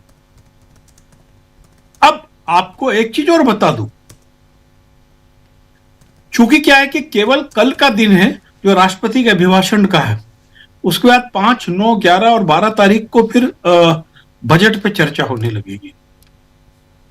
आप जान के चलें कि नरेंद्र मोदी या नरेंद्र मोदी की ओर से कोई संसद में गंदगी की, व्यक्तिगत आक्षेप की, जिसमें नेहरू से लेके और सब मनमोहन सिंह तक पे आरोप होंगे, उसका बड़ा टोकरा फेंकेंगे ये, और वही बात करेंगे जिसके लिए लोकसभा अध्यक्ष ओम बिरला मना कर रहे थे। वो कह रहे थे कि वो इस सब पे चर्चा नहीं हो सकती है। आप मोदी जी पे चर्चा नहीं कर सकते, नेहरू पे चर्चा कर सकते हो। और आप देखिए कि ये जो मसला है माय फ्रेंड डोनाल्ड वाला, ये इतना सरल नहीं है। इस बार भी वैसा ही हुआ। पहले कल रात में सेक्रेटरी यूएस इसकी घोषणा कर देते हैं, उसके बाद डोनाल्ड ट्रंप अपना ट्वीट पे मैसेज लिखते हैं, उसके बाद मोदी जी लिखते हैं। यानी सब कुछ उन्होंने तय किया है, हमने कुछ तय नहीं किया है। और आप देख लीजिए कि हम, क्या ये अमेरिका तय करेगा कि हम रूस से तेल नहीं लेंगे और वेनेजुएला से लेंगे? ये कौन है तय करने वाला? यही तो कंप्रोमाइज है। और आपने यदि एग्री प्रोडक्ट के लिए मार्केट खोल दिया तो आप सोच लीजिए कि हमारी भोजन पे आयात पे निर्भरता बढ़ जाएगी। हम इस भोजन पे आयात की निर्भरता के लिए कैसे उभरे हैं? हमारे साथी लोग जानते हैं कि जब भारत में भुखमरी की नौबत आई थी और अमेरिका ने हमको वो अनाज भेज दिया था जो जानवरों के खाने के लिए था, क्या PL5 ऐसा कुछ नाम था उसका, मैं कुछ भूल रहा हूं। तब शास्त्री जी से लेके इंदिरा जी ने तक स्वयं सिद्ध बन के हम लोगों की हमारी आयात निर्भरता घटाई थी, और आज हम खाद्य पदार्थ निर्यात की स्थिति में जी। लेकिन आपने जैसे ही अमेरिका से उत्पादन मंगाना शुरू किया तो आप सोचिए कि एक तो जो किसान बिल का छुपा हुआ एजेंडा था वो अपने आप लागू होगा। पहला था कि कारपोरेट का नियंत्रण खेती पर, दूसरा MSP का कमजोर होना और किसान की अपने दाम पर जो सौदेबाजी है उसको कमजोर करना। और सबसे बड़ी चीज आप देखिए कि देश के 70 करोड़ लोग जो खेती किसानी से जुड़े हुए हैं, आप उनके बारे में कोई फैसला ले रहे हैं और उनसे कोई सहमति नहीं ले रहे हैं। किस किसान संगठन से पूछा आपने? यानी आप सोचिए कि इन्होंने संसदीय परंपराओं की इतनी दुर्गति कर दी है। हम देश की खेती किसानी के बारे में कोई निर्णय ले रहे हैं, हमने संसद की उप समिति जो है संसदीय समिति एग्रीकल्चर की, उसमें उसको कोई प्रस्ताव को नहीं रखा। जब संसद चल रही है उस पर कोई बातचीत नहीं की। और हमारा भविष्य क्या होगा यह घोषणा डोनाल्ड ट्रंप कर रहे हैं। तो जो राहुल गांधी जी कह रहे हैं कि ही इज कंप्रोमाइज्ड, कंप्रोमाइज तो ही है। केवल एक, अभी तो हरीश पुरी का मामला सामने आया है। हरीश पुरी क्यों मदद मांग रहे थे? अनिल अंबानी से लेकर राफेल तक की जो चेन है उसके बीच एब्स्टिन क्यों है? ये सभी मसले हमारे देश की संप्रभुता के लिए, हमारे देश के लोकतंत्र के लिए और हमारे देश की संसदीय परंपराओं के लिए इतने भयावह कर दिए हैं, जिसके अंदर आपने संसद को एक सर्कस बना दिया है। जी बिल्कुल, ये राजू जी जी बिल्कुल बिल्कुल आप सही कह रहे हैं। और थोड़ा आगे बढ़ते हैं। उद्धव गुट के नेता आदित्य ठाकरे, आप जानते हैं शिवसेना उद्धव गुट के नेता हैं आदित्य ठाकरे, उन्होंने भी राहुल गांधी का पक्ष लिया है। और यहाँ राहुल गांधी के बारे में और इस पूरे संसद में जो कुछ चल रहा है इस बारे में आदित्य ठाकरे क्या कह रहे हैं, जरा सुन लीजिए। फिर देखिए, एक तो बजट पे कुछ बोलने जैसे है नहीं। प्रेसिडेंशियल एड्रेस पे जो राहुल जी एक सवाल पूछना चाहते हैं वो नेशनल सिक्योरिटी का इशू है। जो चीन ने घुसपैठी की थी जो हमला किया था उस पर अगर सवाल हम हमारे देश की संसद में नहीं करेंगे तो क्या पाकिस्तान की संसद में कोई भाजपा करेगा? क्योंकि भाजपा और पाकिस्तान का नाता ये बहुत नजदीकी है। भाजपा और चीन का भी नाता अभी सामने आ रहा है। तो क्या इसी की वजह से, जो आपने देखा होगा खबरें ये भी आई थी कि चीन के कुछ लोग आके भाजपा के लोगों से मिलकर गए, उनके दफ्तरों में गए, क्या इसी की वजह से चीन के खिलाफ बोलना भी मना है? क्या चीन के जो घुसपैठी हुई उस पर कोई सवाल उठाना गुनाह है? अगर हम हमारे देश में, हमारे ही संसद में, हमारे नेशनल सिक्योरिटी पर बात नहीं करेंगे तो और कौन करेगा? हिस्टोरिक डील्स की बात चल रही है।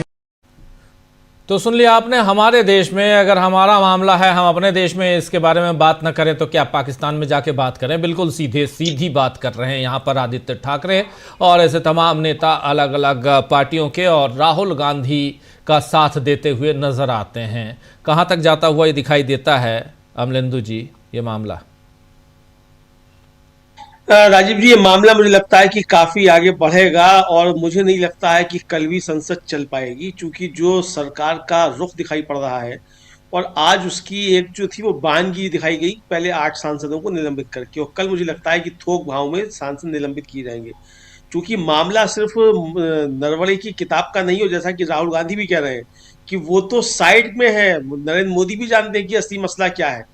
क्योंकि नरवणे का जिक्र जब आएगा तो जिक्र ये भी आएगा कि आखिर मोदी जी कंप्रोमाइज क्यों हैं। जो राहुल गांधी ने कहा कि आप नरवणे की किताब जो कह रही है कि मोदी जी ने जो गर्म आलू पकड़ा दिया, उबलता हुआ उबला आलू, तो वो उबला आलू मोदी जी ने क्यों पकड़ा दिया, इसके पीछे कारण क्या है? तो इसके पीछे कारण बता रहे हैं राहुल गांधी के शब्दों में कहा जाए तो अडानी की फाइल्स और एपस्टीन फाइल्स, ये इसके पीछे कारण है। तो ये मामला आगे तक जाएगा तो ये समझ में आ रहा है कि ये बहुत भयंकर चीज होगी। और राजीव जी, आज जिस तरीके से संसद के अंदर, एक तो पहले मोदी जी भी नहीं पहुंचे, बिरला जी सुबह आए प्रश्नकाल के दौरान, उसके बाद संसद को स्थगित करके 12 बजे तक के लिए चले गए, फिर लौटकर नहीं आए।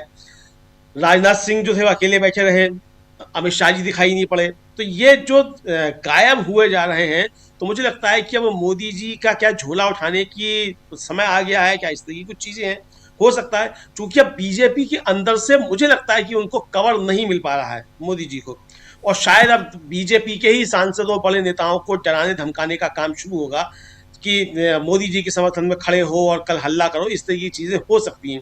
अब ये कितना उनका अंदरूनी मसला है या क्या है, या बिरला साहब को कल जो है जो खबरें चल रही थी उस मीडिया में, साहब उनकी बैठक चल रही है मोदी जी के साथ और अमित शाह जी के साथ, तो उनको क्या बताया गया होगा, क्या करना है क्या नहीं करना, वो सब चीजें सामने आ सकती हैं। लेकिन मुझे लगता है कि राजीव जी, ये मामला इतनी आसानी से शांत होगा नहीं और संसद के अंदर बड़ा संग्राम हमको देखने को मिल सकता है। क्योंकि ये अब मामला जो है ये मोदी जी की कुर्सी के ऊपर जाके टिक रहा है कि किस तरीके से मोदी जी ने देश की संप्रभुता के साथ समझौता किया है। और राहुल गांधी बार बार यही कह रहे हैं कि भाई अब तो ऑथेंटिकेट भी कर दिया राहुल गांधी ने, तो जब ऑथेंटिकेट कर दिया तो आप क्यों नहीं बोलने दे रहे हैं? दूसरा राजीव जी, जिस तरीके से विपक्ष एकजुट हुआ, और पूरा विपक्ष राजीव जी एकजुट हुआ, सारा विपक्ष जो है किसी ने भी बोलने से इनकार कर दिया राहुल गांधी के समर्थन में। यहाँ तक कि जो आम आदमी पार्टी जो है, जो बाहर है इंडिया गठबंधन से, वो भी इसमें शामिल रही विपक्ष के साथ में।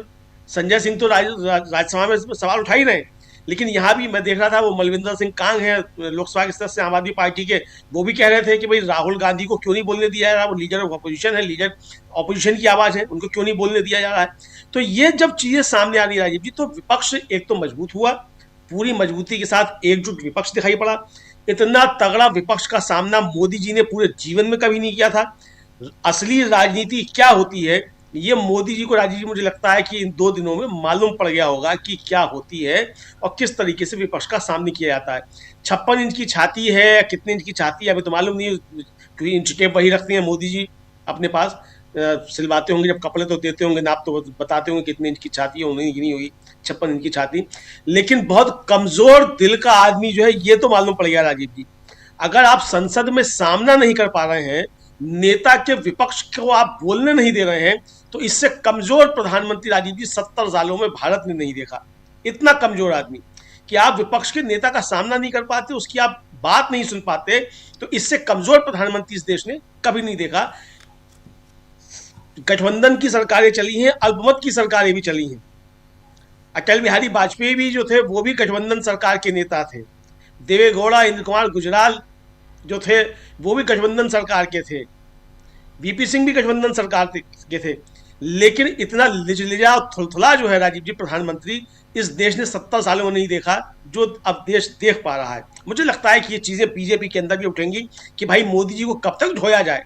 अगर वास्तव में जिन फाइल्स की बात हो रही है अगर कुछ उस तरीके का है तो कौन मोदी जी के बचाव में आएगा अमित शाह जी को छोड़ के राजीव जी, और अमित शाह जी भी आएंगे कि नहीं आएंगे पता नहीं हमें।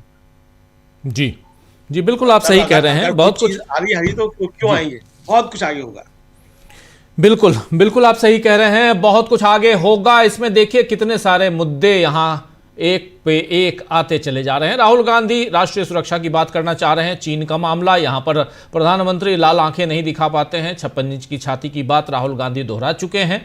लेकिन इन सब के साथ साथ एसआईआर का मामला है, एप्स्टीन का मामला है, ये सारे नए नए मामले भी, एप्स्टीन का मामला भी सामने आ चुका है। राहुल गांधी भी आज बोल रहे थे, और एसआईआर के मामले पर यहाँ दिल्ली आई हुई थी ममता बनर्जी और उन्होंने मोर्चा खोल रखा है। आज एसआईआर के मामले पर ममता बनर्जी ने जो कुछ कहा है जरा आपके सामने रखता हूं, और उसमें एसआईआर ही नहीं, ज्ञानेश कुमार गुप्ता उनके बारे में कह रही हैं कि हम इम्पीचमेंट लेके आएंगे। उनकी जुबानी सुन लेते हैं, आगे बढ़ेंगे। शकील जी के पास आता हूं, फिर प्रशांत जी आपके पास आता हूं, लेकिन पहले जरा सुन लीजिए यहां क्या कह रही हैं ममता बनर्जी।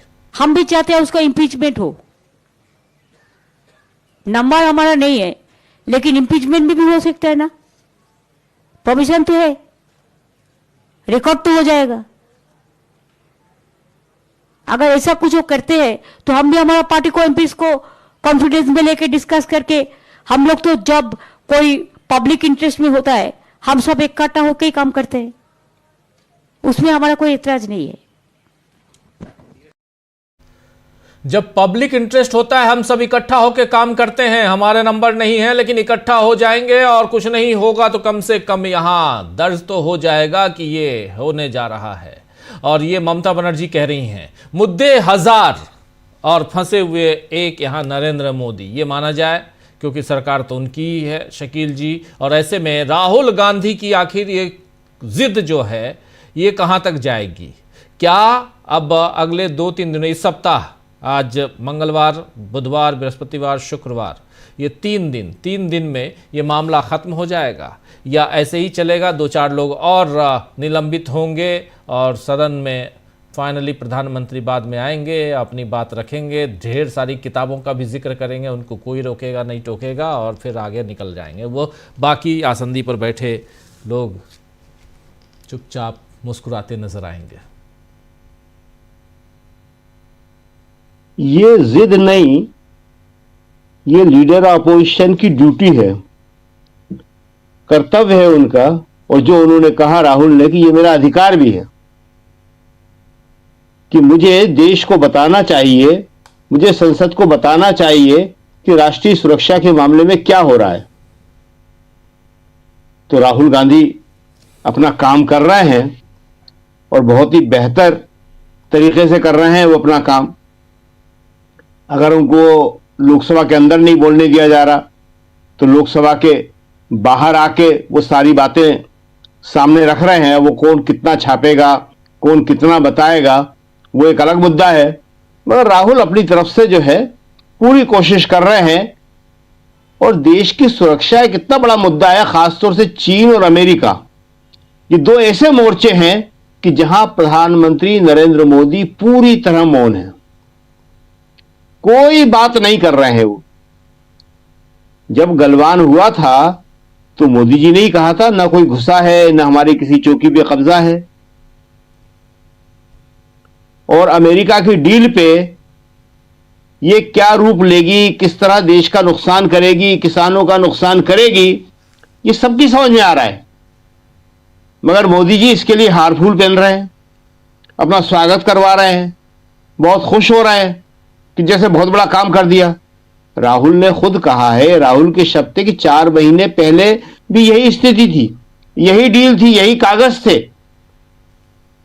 लेकिन आज क्या हुआ कि चूंकि हेडलाइन बदलना थी, मैं बोल रहा हूं नेशनल सिक्योरिटी पे, उसके ऊपर इसको लाना था, तो प्रधानमंत्री जी ने कल अमेरिका के राष्ट्रपति से मिलके ये करवा लिया।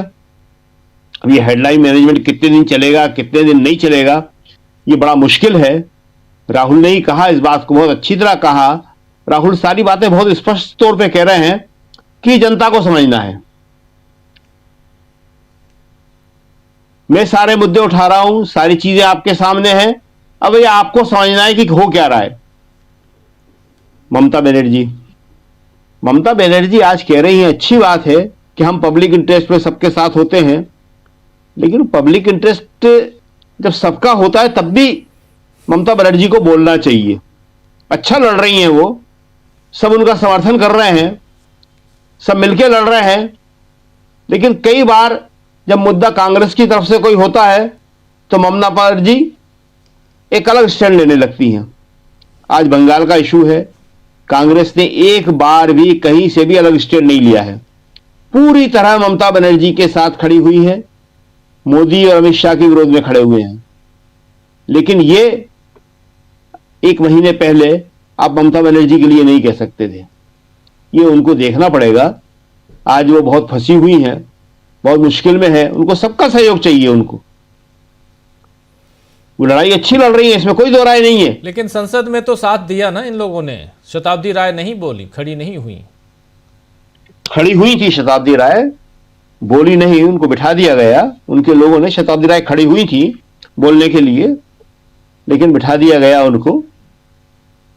संसद में भी कई जगह दिख रहा है, कई चीजें दिखती हैं, लेकिन ओवरऑल जो है सब लोग साथ हैं, ये अच्छी बात है। क्योंकि दूसरी पार्टियां भी हैं, समाजवादी पार्टी का बहुत बड़ा समर्थन है राहुल गांधी के साथ या कांग्रेस के साथ, तो इशू बहुत सारे हैं। लेकिन ये ममता बनर्जी ने जो कहा, इस पे हम बोल रहे हैं कि उन्होंने कहा कि हम सबके साथ होते हैं जब नेशनल इंटरेस्ट की बात आती है। अच्छी बात है, ये होना चाहिए ये। तो राहुल गांधी इस वक्त इस मुद्दे को लेकर आगे तक जाएंगे। कल जैसा कि पहले कार्यक्रम दिया गया था, प्रधानमंत्री जवाब देने वाले हैं लोकसभा में और राज्यसभा में राष्ट्रपति के अभिभाषण पे, तो प्रधानमंत्री का जवाब हो जाएगा तो राष्ट्रपति के अभिभाषण का मुद्दा यहां खत्म हो जाएगा। बाहर राहुल इसको उठाएंगे या बजट पे चर्चा के दौरान अलग तरीके से उसको उठाया जाएगा। कई तरीके हैं बात को उठाने के लिए, लेकिन अभी तक का जो प्रोग्राम दिया गया है वो ये है कि कल जो है प्रधानमंत्री, टाइम भी दिया गया है 4 बजे शाम को, बढ़ भी सकता है वो, बदल भी सकता है वो सदन के हिसाब से, लेकिन अभी तक ये है कि प्रधानमंत्री कल जो है इसका जवाब देंगे। जी कल प्रधानमंत्री राष्ट्रपति के अभिभाषण पर धन्यवाद प्रस्ताव पर जो चर्चा चल रही है उसका जवाब देंगे, लेकिन यहां उससे पहले नेता प्रतिपक्ष को बोलने नहीं दिया जा रहा है, राहुल गांधी को। और राहुल गांधी तमाम हर ढंग से अपनी बात पहुंचाने की कोशिश कर रहे हैं लोकसभा अध्यक्ष तक। उन्होंने सदन के अंदर, सदन के बाहर मीडिया के जरिए और चिट्ठी लिखकर भी अपनी बातें पहुंचाई हैं। लेकिन ये आखिर मुद्दा क्या है और इससे क्यों आखिर यहाँ पर घबराई हुई नजर आती है मोदी सरकार, ये आप अभी तक समझ चुके होंगे, यहाँ को समझाने की ज़रूरत नहीं है। लेकिन आगे होने क्या जा रहा है, जैसे अभी बता रहे हैं शकील जी कि कल शाम 4 बजे इस पर मोदी जवाब देंगे, लेकिन क्या उससे पहले राहुल गांधी को बोलने मिलेगा? और राहुल गांधी का, प्रशांत जी, राहुल गांधी का ये लग रहा है कि वो बोलेंगे, कह रहे हैं मुझे एक लाइन कहनी है, बोलेंगे तो चीन पे बोलेंगे और चीन पे ये लोग सुनना नहीं चाहते हैं। राहुल गांधी बहुत कुछ बोल चुके, अब नरेंद्र मोदी को कंप्रोमाइज्ड बोल रहे हैं, एप्स्टीन का जो मामला है उसकी बात भी आ रही है, अदानी के मामले की भी बात आ रही है, आपने भी बताया बहुत कुछ राहुल गांधी खुल के अब बोल रहे हैं। क्या अब ये सत्ता पक्ष और विपक्ष की लड़ाई खुलकर सामने आने वाली है? इस हिसाब से देखा जाए एक अग्रेसिव मोड में राहुल गांधी भी दिखाई दे रहे हैं, कल अखिलेश यादव भी दिखाई दे रहे थे और आज दूसरे नेता भी दिखाई दे रहे हैं। और राहुल गांधी को ये सपोर्ट डीएमके के नेता और तमिलनाडु के सीएम स्टालिन ने साफ साफ कह दिया है कि इंडिया गठबंधन इंटैक्ट है और इसे कोई तोड़ नहीं सकता। उनका भी पूरा समर्थन राहुल गांधी के साथ है। ऐसे में नरेंद्र मोदी को आगे जो कुछ अगर देखते हैं, आपकी आगे क्या कुछ होने जा रहा है, क्या कुछ करने जा रही है सरकार, अगर आप कुछ देख पा रहे हैं तो बताइए। देखिए, मौजूदा समय में प्रधानमंत्री नरेंद्र मोदी की जो स्थिति है वो बेहद कमजोर हो गई है और ये कमजोर स्थिति 2024 में भी थी। जब 240 सीट पे सरकार इनकी रुक गई थी। उसके बाद बिहार, दिल्ली, हरियाणा और महाराष्ट्र के चुनाव मैनेज हुए और किसी तरीके से वो छवि रिपेयर हो गई। लेकिन अभी पिछले कुछ दिनों में खासकर अमेरिका के साथ और खासकर ऑपरेशन सिंदूर के बाद स्थिति मोदी जी की बहुत कमजोर हो गई है। अब वो कमांडिंग पोजीशन में नहीं है। और आप देखिए कि एप्स्टीन फाइल्स का ही अगर हम चर्चा करें तो उसमें भी बीजेपी के किसी और नेता का नाम नहीं आया, हरदीप पुरी और मोदी जी के अलावा। तो हरदीप पुरी तो ब्यूरोक्रेसी से आए, वो बीजेपी के नेता कितने हैं हम सब जानते हैं। तो बीजेपी के किसी नेता का नाम नहीं आया उसमें। अमेरिका तो राजनाथ सिंह भी जाते हैं, पिछले ही साल गए थे, और लोग भी जाते हैं। एस जयशंकर तो वो भी ब्यूरोक्रेसी से आए, लेकिन एस जयशंकर तो राजदूत भी रहे। तो ये भी एक दिखा रहा संकेत, और ये संकेत तमाम सारी जो राहुल गांधी बात कर रहे हैं और जो हम लोग भी समझ रहे हैं कि किस तरीके से अडानी के ऊपर लगातार अमेरिका जो है, अमेरिका जस्टिस डिपार्टमेंट जो है वो चूड़ी कस रहा है। और उसने ये पकड़ लिया है ट्रंप ने कि अडानी जो है उनके जरिए हम मोदी जी के से कुछ भी हासिल कर सकते हैं, ये उन्होंने तय कर लिया। अब आप इसकी टाइमलाइन जो मैंने पिछले अभी थोड़ी देर पहले बताई उसको आप देख लें, समझ में आ रहा है। तो स्थिति, और ये इस बात को विपक्ष समझ रहा है, विपक्ष की एकता का संदेश समझिए। इंडिया गठबंधन रोल में अमूमन एक रहता है, लेकिन ऐसी एकता की अगर राहुल गांधी को बोलने नहीं दिया तो कोई और बोलेगा ही नहीं। ये पहली बार दिखाई दे रहा है और इससे लगता है कि विपक्ष ने भी इस चीज को देख लिया है कि स्थिति मोदी जी की वल्नरेबल हो गई है, बहुत ही कमजोर स्थिति में खड़े हैं। और आरएसएस भी एक संकेत दे रही है। अभी जैसी ट्रंप की डील है वैसे ही यूरोपियन यूनियन की डील अभी हुई है, उसमें भी कृषि उत्पाद के ऊपर दरवाजे खोले गए हैं। वहां भी किसानों के ऊपर हम आएगा बात, और अमेरिका की डील में भी किसानों के ऊपर सीधे आ रहा है। भारतीय मजदूर संघ जो आरएसएस का है उसने यूरोपियन यूनियन की डील पर सवाल उठाए। तो आरएसएस जो है वो धीमे धीमे एक रास्ता बनाती है, संकेत अपने लोगों को उसने संकेत दे दिया। बीएमएस से विरोध करवा के यूरोपियन यूनियन की डील का आरएसएस ने अपने कुनबे में संदेश दे दिया कि हमारा ब्लैंक चेक अब मोदी जी के लिए नहीं है। और इस चीज को लोग पढ़ रहे हैं। तो अभी सिर्फ ज्ञानेश कुमार जी का साथ है, वो अनकंडीशनल है। अगर उन्होंने बिहार की तरह बंगाल डिलीवर नहीं किया तो स्थिति मोदी जी के हाथ से बाहर निकल जाएगी। जी बिल्कुल, मोदी जी के हाथ से स्थिति बाहर निकल जाएगी, लेकिन यहाँ पर समझना होगा कि ज्ञानेश कुमार जी कहाँ तक आगे बढ़ सकते हैं। चुनाव आयोग सुप्रीम कोर्ट में भी है, चुनाव आयोग के खिलाफ यहाँ पर बहुत सारी बातें होती हैं और वो आगे भी बढ़ेंगी, लेकिन जब राहुल गांधी की बात आती है और ख़ासकर जिस मुद्दे पे राहुल गांधी लगातार बोलने की कोशिश कर रहे हैं, उस मुद्दे पे क्या ये देखा जाए पंकज जी कि कल ये समाप्त हो जाएगा ये मुद्दा जब प्रधानमंत्री नरेंद्र मोदी को बोलना है? तो देखिए, संसद के अनुसार कल राष्ट्रपति के अभिभाषण पे चर्चा समाप्त हो जाएगी, तो बात तो बजट पे चर्चा होनी है, ठीक है। लेकिन देखिए, अब मुझे ऐसा लगता है कि संसद का कोई महत्व नहीं रह गया है।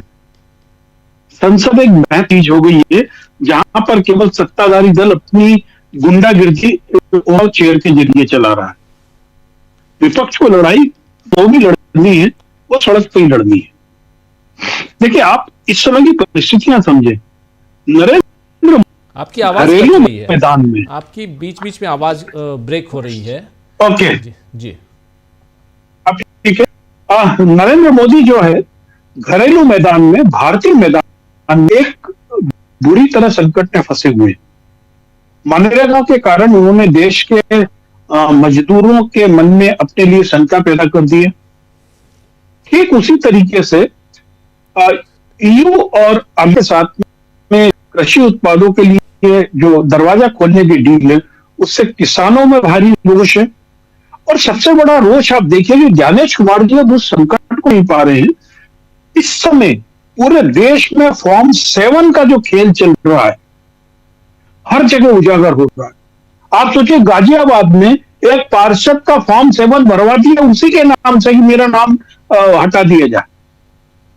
ऐसे 600 फॉर्म आए गाजियाबाद और तीसरी। आप सोचिए कि बस्तर का दंतेवाड़ा जिला,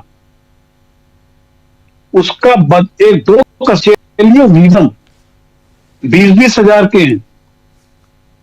मुस्लिम पॉपुलेशन होगी हार्डली 10-20-30। वहां पर उन लोगों के नाम कटाने के लिए फर्जी फॉर्म 7 जमा कर दिए गए। मध्य प्रदेश का कोई ऐसा जिला नहीं है जहां पर फॉर्म 7 फर्जी नहीं जमा किए जा रहे और उसमें ईपिक नंबर में सामंजस्य नहीं होता है। यदि आपने कर दिया, अरे एक जगह तो बीएलओ के घर वालों के नाम काटने का फॉर्म 7 जमा हो गया। तो जो फॉर्म 7 का खेल ज्ञानू दादा आर्य लोग कर रहे हैं, ये देश में आक्रोश खड़ा कर रहा है एक बड़े वर्ग में। और ये कौन वर्ग है? ये कम पढ़ा लिखा, गरीब, मजदूर, श्रमिक, दलित बस्तियों में रहने वाले लोग जो है, पिछड़ी बस्तियों में रहने वाले लोग अल्पसंख्यक हैं। देश के मैदान में नरेंद्र मोदी जी की विश्वसनीयता और लोकप्रियता पर भारी चोट। और नितिन नवीन को जिस तरीके से रोकना चाहूंगा पंकज जी, आवाज बीच बीच में बहुत ब्रेक हो रही है, इसलिए आवाज पूरी आ नहीं रही है। लेकिन अमलेंदु जी क्लोजिंग कमेंट के लिए समय भी खत्म हो रहा है। अमलेंदु जी, ये पूरे अगर इन तमाम मसलों को देखा जाए अमलेंदु जी, तो यहाँ क्या लगता है आपको, क्या इसी ढंग से गतिरोध के साथ ये पूरा का पूरा बजट सत्र जाएगा, या यहाँ सरकार जिस पर राहुल गांधी आरोप लगा रहे हैं कि नरेंद्र मोदी कंप्रोमाइज्ड हैं, यहाँ कुछ आकर, क्योंकि अभी तक जहाँ तक शकील जी बेहतर जानते होंगे कि विपक्ष के नेता से बात करने की कोई कोशिश ओम बिरला ने नहीं की है। शकील जी इस बात को जरा आप वो कीजिए, क्या विपक्ष के नेता से बात करने की कोशिश की है इधर से ओम बिरला की तरफ से? कांग्रेस की तरफ से केसी वेणुगोपाल और एक दो और लोग और स्पीकर की बातचीत हुई थी, लेकिन उसमें कोई रास्ता निकला नहीं। खुद एलओपी नहीं गए थे उस बातचीत में, लेकिन केसी वेणुगोपाल गए थे उसमें, क्योंकि राहुल कुछ मांग नहीं रहे हैं, राहुल कुछ कह नहीं रहे हैं। राहुल तो सबसे ज्यादा नियमों को मानने वाले हैं, नियमों के हिसाब से ही चलते हैं। इससे पहले जो बीजेपी के एलओपी हुए हैं लोकसभा और राज्यसभा में, वो तो खुलेआम कहते थे कि विरोध करना, हंगामा करना ये संसदीय परंपरा है। सुषमा स्वराज ने खुद ने कहा था लोकसभा में बीजेपी के नेता, विपक्ष की नेता ने। तो राहुल, ये कभी इनके लोग भी कहेंगे इस बात को कि राहुल तो बहुत तरीके से काम करते हैं। तो बातचीत हुई थी, मगर उस बातचीत से कोई रास्ता इसलिए नहीं निकल सकता कि राहुल कह रहा है कि मैं कुछ भी गलत नहीं बोल रहा हूं जी, आप जो कह रहे हैं मैं सब करने को तैयार हूं। ऑथेंटिकेट किया ना आज उन्होंने राहुल ने, इसीलिए कि लीजिए साहब ये भी कर दिया मैंने। राहुल ने यह भी कहा कि मैं किताब का जिक्र नहीं कर रहा, मैं पत्रिका का जिक्र कर रहा हूं, फिर क्या प्रॉब्लम है? तो बातचीत के कई चैनल से बातचीत हो रही थी, दोनों में आपस में सामने बैठ के बात भी हुई केसी वेणुगोपाल से, लेकिन उसमें कोई रास्ता निकलने की ज्यादा संभावना थी नहीं, इसीलिए खुद राहुल नहीं गए। नहीं तो राहुल भी जा सकते थे, राहुल पहले भी मिलके आए हैं लोकसभा अध्यक्ष से, प्रियंका गांधी भी मिली है, मिलते रहते हैं, उसमें कोई प्रॉब्लम नहीं है। लेकिन उसमें कहीं कोई ऐसी रास्ते वाली बात है नहीं है। राहुल कह रहे हैं कि मुझे बोलने दो, सिंपल बात है। वो कह रहे हैं हम आपको बोलने नहीं देंगे, आप इस विषय पे नहीं बोल सकते। राहुल ने कहा कि राष्ट्रीय सुरक्षा का विषय है, राष्ट्रपति का अभिभाषण पे है, चर्चा राष्ट्रपति का अभिभाषण पे हो रही है, यही राहुल कह रहे हैं। बिल्कुल, तो मुझे बोलने दीजिए। सही बात है, सही बात है, आप बिल्कुल सही कह रहे हैं। राहुल गांधी का कहना सीधा सीधा है कि चूंकि राष्ट्रीय सुरक्षा का मामला है, नेशनल सिक्योरिटी का मामला है और इस पर हमको बोलने दिया जाए और उनको बोलने नहीं दिया जा रहा है। वहां पर अलग अलग रूल का हवाला दिया जा रहा है, लेकिन ये गतिरोध आखिर शांत होते हुए नजर आता है क्या? अमलेंदु जी, एक लाइन में अगर आपसे पूछूं। राजीव जी, फिलहाल गतिरोध शांत होता हुआ दिखाई नहीं पड़ता है, लेकिन कल अमित शाह जी जिस तरीके से बात कर रहे थे उससे ये लग रहा था कि वो चाहते हैं कि इस मामले को सुलझा लिया जाए और राहुल गांधी जो हैं वो बोले नहीं, कम से कम प्रधानमंत्री का नाम और चीन का नाम ना ले। तो इसके लिए फील्डिंग की जा रही होगी, हो सकता है पिछले दरवाजे से बहुत सारी चीजें की जा रही हों, लेकिन एक चीज साफ समझ में आ रही है राजीव जी कि ये अब मामला काफी ज्यादा बढ़ेगा और अब ये सरकार के ऊपर निर्भर करता है कि उसके जो फ्लोर मैनेजर्स हैं वो किस तरीके से चीजों को संभालते हैं। राष्ट्रीय सुरक्षा का मसला है। अगर सवाल ये है कि राहुल गांधी जो बोलने जा रहे हैं वो बीजेपी को कैसे मालूम कि राहुल गांधी क्या बोलने जा रहे हैं? जी जी, बिल्कुल बिल्कुल। अगर आपको ये मालूम है कि राहुल गांधी क्या बोलने जा रहे हैं तब तो आपका डर ठीक है, वरना राहुल गांधी को बोलने दीजिए। तो इसलिए लगता है राजीव जी कि बीजेपी को मालूम है कि क्या बोलने जा रहे हैं और इसीलिए राहुल गांधी जो बाहर कह रहे हैं कि मैं जानता हूं, मोदी जी जानते हैं, तो इसलिए सवाल उठ रहे हैं। तो ऐसे लिए लगता है कि शायद कोई गतिरोध समाप्त होने का रास्ता फिलहाल नहीं निकलेगा। बाकी अब देखते हैं आगे क्या। जी बिल्कुल बिल्कुल। एक बार जल्दी से आना चाहता हूं पंकज जी, जरा एक बार फिर से आपके पास आता हूं। आवाज आपकी बीच में कट रही थी, टूट रही थी, इसलिए आपको रोका था। प्लीज अपनी बात पूरी कीजिए। हालांकि देख रहा हूं आपके वीडियो में झटके लग रहे हैं थोड़े से, आवाज देखता हूं जी। मैं कहना चाह रहा हूं कि भारतीय इसको हम कहते हैं आंतरिक मैदान में मोदी जी बहुत सारी चुनौतियां हैं और जिस प्रकार से फॉर्म 7 का खेल है और उसके कारण दलित, पिछड़े और रहने वाले लोग हैं उनमें आक्रोश के साथ में जब संसद स्थितियां खड़ी हो जाती हैं, साथ में नितिन नवीन को जिस तरीके से अध्यक्ष बना दिया, ये सब चीजें स्पष्ट बता रही हैं कि अब नरेंद्र मोदी जी उतने शक्तिशाली पार्टी में, संसद में और देश में नहीं रह गए हैं और आने वाले दिनों में यदि कोई बहुत बड़े बदलाव हो जाए तो कोई आश्चर्य की बात नहीं होना चाहिए, क्योंकि यूएस ईयू के साथ में जो डील है उससे में भीतर भी बहुत सारी है जी, क्योंकि कम से कम सांसदों को, आरएसएस को या उससे जुड़े अनुषंगी संगठनों को, उन लोगों को जब नहीं हुआ है ना जिनके साथ में 100 साल से लाठी के बता रहे हैं कि हम ये हैं, हम ये हैं, हम स्वदेशी हैं जी, तो उनकी जितनी नीतियां तो स्वदेशी के विरोध हैं। बिल्कुल। तो ये जो अंतर विरोध है और अंतर्ध्वनि जो इस देश से पैदा हो रही है, ये मोदी सरकार के लिए एक बहुत बड़ी चुनौती है।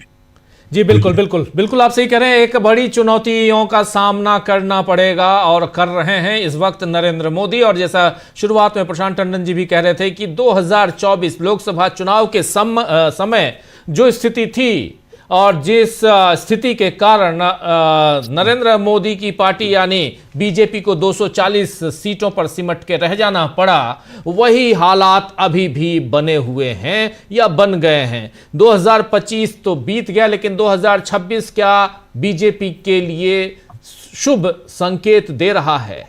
सोचिएगा जरा। लेकिन राहुल गांधी जो बातें कह रहे हैं वो बहुत इंपॉर्टेंट कह रहे हैं और कह रहे हैं कि एक नहीं कई मुद्दे हैं, कई मसले हैं जिस पर नरेंद्र मोदी को जवाब देना होगा आने वाले समय में। लेकिन राहुल गांधी पिछले 2 दिनों से अपनी बात सदन में पूरी नहीं कर पा रहे हैं और कल जब 11 बजे से सदन की कार्रवाई शुरू होगी और 12 बजे से फिर से इस पर चर्चा की शुरुआत होगी तो राहुल गांधी शायद उसी मामले को फिर से छेड़ें जिसकी बात वो बार बार कर रहे हैं, और मामला है राष्ट्रीय सुरक्षा का। और इन सब के बीच एसआईआर यानी ज्ञानेश कुमार जब भी SIR की बात आए तो ज्ञानेश कुमार नजर आते हैं सामने। और दूसरा US ट्रेड डील, इसमें भी क्या नरेंद्र मोदी के बल्ले बल्ले हैं या यहां सरकार कहीं ना कहीं फंसी हुई है? ये सारे मुद्दे हैं जिस पर आने वाले समय में और विस्तार से चर्चा करने की जरूरत पड़ेगी, ये तय मानिए। आज इस चर्चा को यहीं विराम देते हैं, यहीं समाप्त करते हैं। बहुत बहुत शुक्रिया आपका पंकज जी, आपका बहुत बहुत शुक्रिया शकील जी, प्रशांत जी, अमलिंदु जी और